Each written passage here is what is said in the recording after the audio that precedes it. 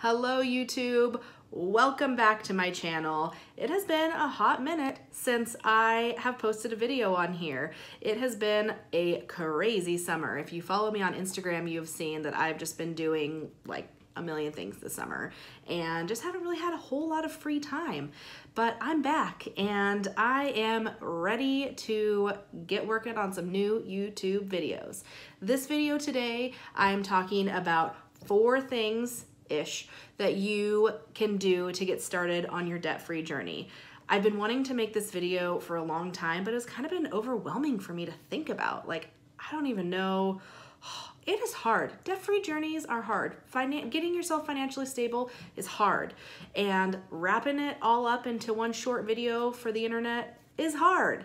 But I had a little lunch date with Aaron as we were doing our budget. I was like, what would be some things that you would tell someone to get started on their debt-free journey? So we made some notes. We talked about what has been successful for us, what would have been helpful for us to hear in the beginning, and that is what this video is going to be. It's a little collab with Aaron, but he wasn't quite ready to get on YouTube yet. One thing that he mentioned, which I felt was really powerful, I think it's a business strategy maybe. I had to write it down because I was like, oh, I'm not gonna remember that. He said, think about where you are. So in regards to anything you want to do in life, where are you now? Where do you want to go? How are you going to get there? And do it. So when you're starting to think about your debt-free journey, think about those 4 things. Those aren't the 4 things that I'm going to talk about later in this video, but where are you? Where do you want to go? How are you going to do it? Do it. So that kind of gets you started on this video, a little motivated, get your brain thinking. But for the rest of the video, I'm going to talk about some tips and tricks that we came up with that are helpful to getting your debt-free journey started. So here we go. In this video, I really do want to talk about specific things you can do to get started on your debt-free journey and your journey to financial freedom as a whole. But there are some other things that I'm going to talk about that aren't super specific tasks to complete. The very first thing that you have to do before starting your debt-free journey is to find your why. So that's hard to do, and it is not a task that you can just mark off your list. You really have to think about it. Find your why. Why are you doing this? Why are you starting this journey? What are you getting out of it? Because you're not going to be successful if you don't have a good, solid reason for doing this. That's the case for anything, for any, financial goal, weight loss goal, education goal, any goal really. If you don't have a good reason for why you're doing it, your odds of being successful are not very high. So really think about your why, because this is hard, and if you don't have a solid reason for starting your debt-free journey, then it's gonna be even harder. So why is it that you're doing this? Think about that one. So once you have established your why, that's like your foundation to your debt-free journey. What is the purpose? Now we'll start talking about specific things that you can do to really get rolling. If this is the first video of mine that you've watched, or you don't follow me on Instagram,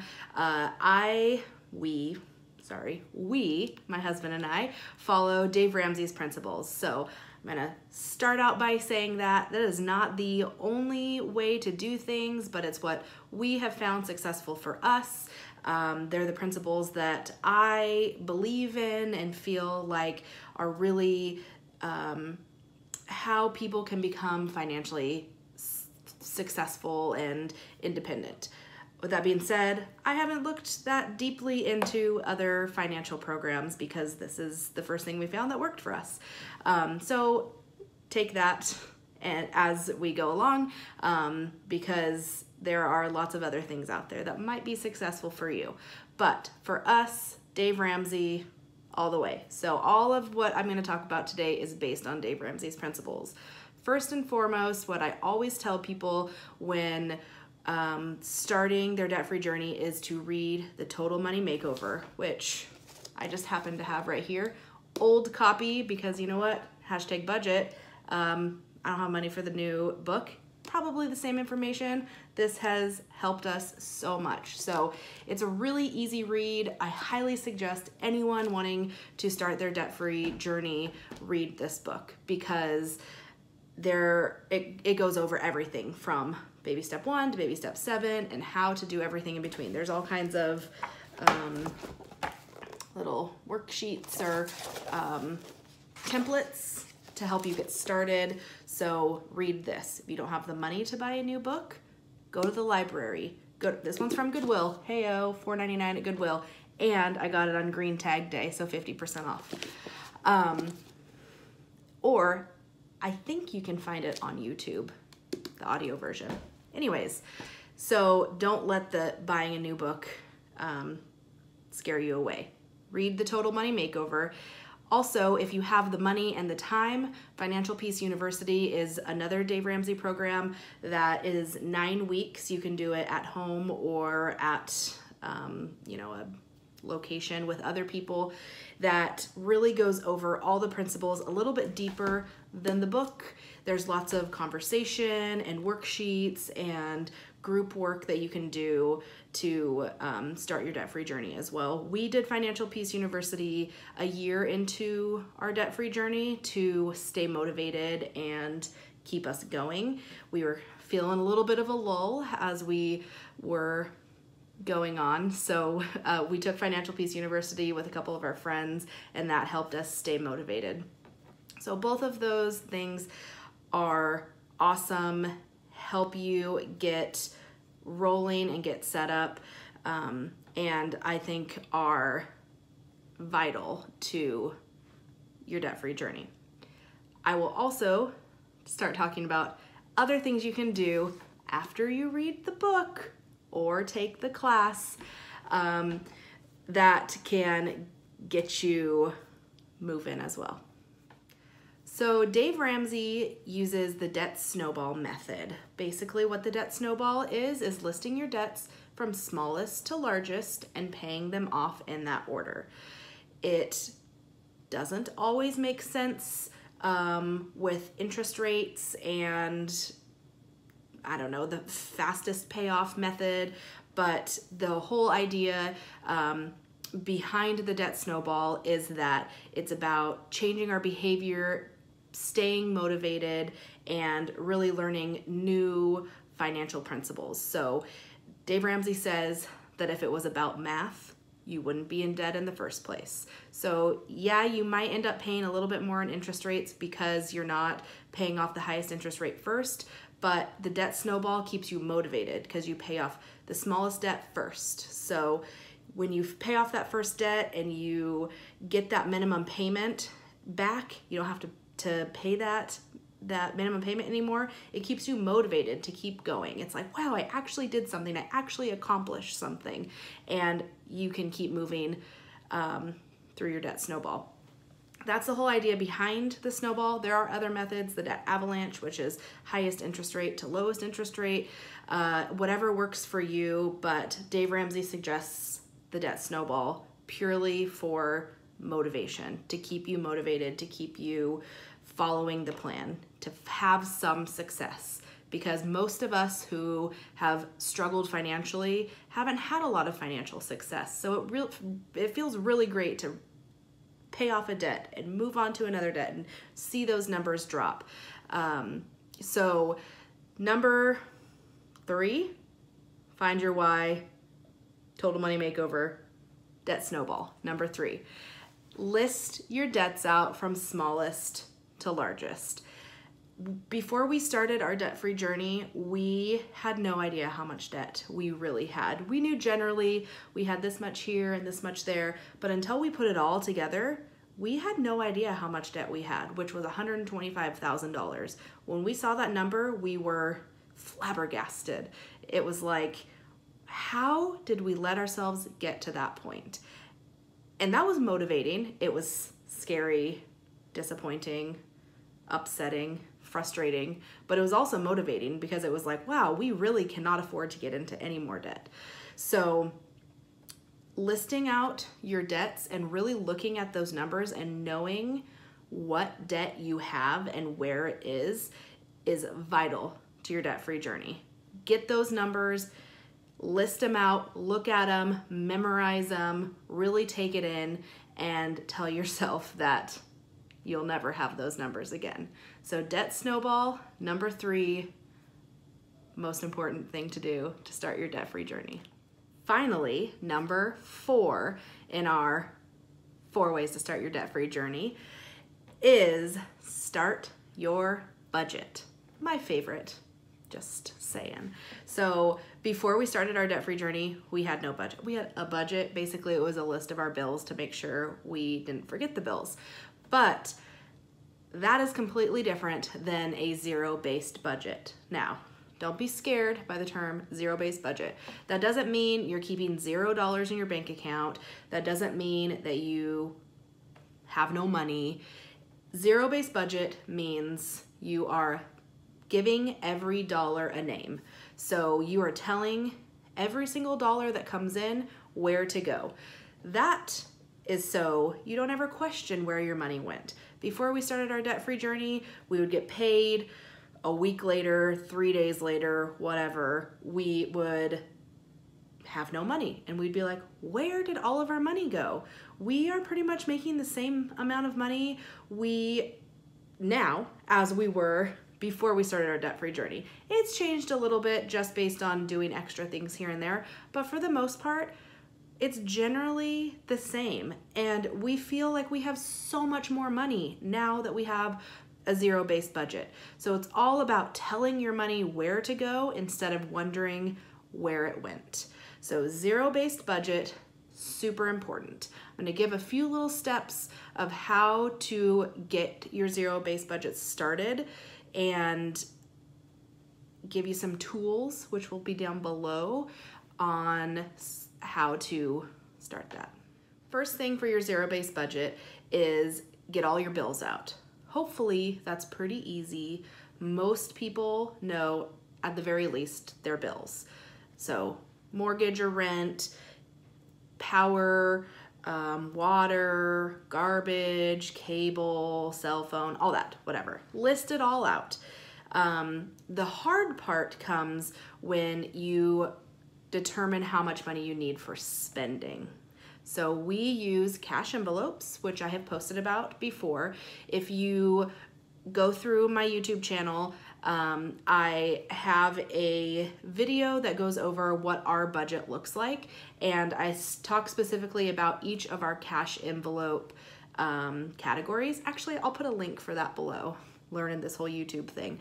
So you have to determine what categories you are going to put your money towards. Every budget is gonna look different because every person has different needs and spends their money on different things depending on if you have kids or not, if you have pets or not, if you own your house or not, where you live, all those things. So looking at other people's budget can be helpful to give you some ideas, but my budget is not going to look like your budget. So just keep that in mind.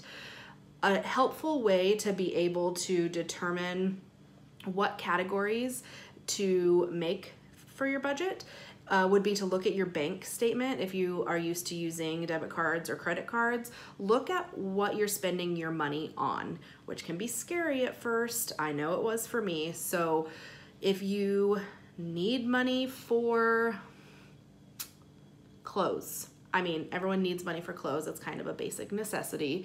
Now that doesn't mean you need to spend hundreds of dollars on clothes every month, but having a budget for clothes is important because things rip, things get stained, people change sizes. So budgeting for clothes should be in there. Budgeting for, obviously, food should be in there. Gas, if you have pets, putting that in there. So look at where your money is going. I also am going to have a link below for Dave Ramsey's quick budget template, and that gives some general guidelines or things to think about when you're making your budget, and maybe things that you might forget to put in your budget. Know that when you are making your budget, the first probably 3 months at least are going to be messy. I would say 3 to 4 months for us were a hot mess. That's because we would say, boom, here's our budget. We did it for the month. And then something would come up and we were like, crap, I forgot about that. When we first started our debt-free journey, we were like 2 months away from one of my best friend's weddings, and I was a bridesmaid, and it was like the dress, the bridal shower, the bachelorette party, a gift, all those things, and it was like, I keep forgetting about this, and it's just not, the top on my list. And so there are things that will come up that you forget about. But once you really get a solid budget and you're like, oh, I forgot about this last month, I need to remember to put it into this month, it becomes so relieving to know that your money and what you need to spend your money on is there. You don't have to question, do I have enough money for this?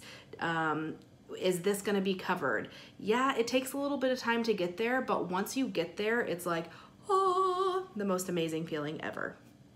I hope you enjoyed my beautiful singing voice. So, listing out all of your expenses, making categories, and then determining how much you need to put in each one. That's hard too.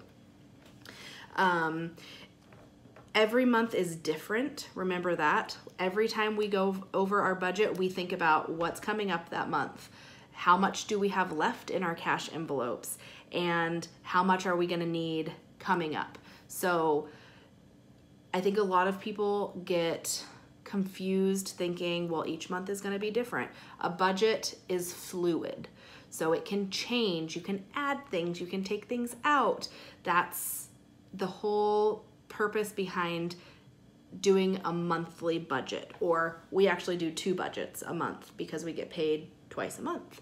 So sit down, write out your budget, look at what's coming up, look at what bills you have and what expenses you have coming up, and then write your budget accordingly. So you take your income and then all your bills and expenses out of that, and at the bottom should be what you have left.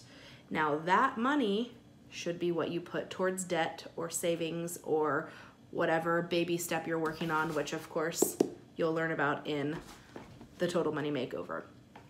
And then that money you put a name on. You say, this is the money that is not going towards a bill or an expense, but it's going now to debt. And after all of that, you should have $0. That's because it's a zero-based budget. You shouldn't have an extra $100 or $300 or whatever it is that just doesn't have a purpose. Now, that doesn't mean, once again, that your bank account has no money. It means that you have put money in categories for certain things. That includes a buffer in your bank account. Don't forget a buffer. Don't leave $0 in your bank account. That's dangerous. That's how you get overdraft fees. If a buffer of $100 is what makes you feel safe, cool. We keep like a $20 buffer because we know for the most part, all of our expenses are covered. We've been doing this now for over 2 years, and we have pretty much every single thing that could come up accounted for. So we feel comfortable with a $20 budget. $20 buffer. When we first started, we did not have a $20 buffer. We probably kept close to $100 in there. And that was for things like, we forgot this was coming up. So we had money for it. We didn't overdraft our account. So a buffer is accounted for in your budget. Don't leave $0 in there or you will get overdraft fees. Just don't do that. So I think that's it. Whew. All right. Budget is hard. Keep that in mind. Don't think that just because other people have got it down that it wasn't hard for them. I think every person who starts a zero-based budget struggles at one point or another. One last thing to talk about before I wrap this all up is just a reminder. I already said this, my budget is not going to look like your budget. That means that if you need to include more money for something else, like if you need coffee every morning and that is what gets you going and you need to go to Starbucks or whatever it is, if you need to get your nails done or you need to do something, you need to keep cable, that's fine. Put it in your budget. If you can make that work, then do it. That a budget doesn't mean you have to get rid of everything that's enjoyable to you. Put it in your budget, make it a consistent thing, don't forget about it. Leave the things in that are going to make you successful. That also includes, if you don't think that a cash envelope system will work for you, then don't do a cash envelope system. There are some people who do everything through their debit card. If you have multiple checking accounts, that's cool. If you have a spreadsheet where you track all your expenses and it all stays in your checking account, that's cool. Some people use You Need a Budget app, which is connected to your bank account. I don't really know how it works, but it's kind of a similar thing. It's like a virtual cash envelope system. That's cool. Whatever works for you, but make a budget. Dedicate money for certain items. Figure out what system you need to put in place to keep you successful.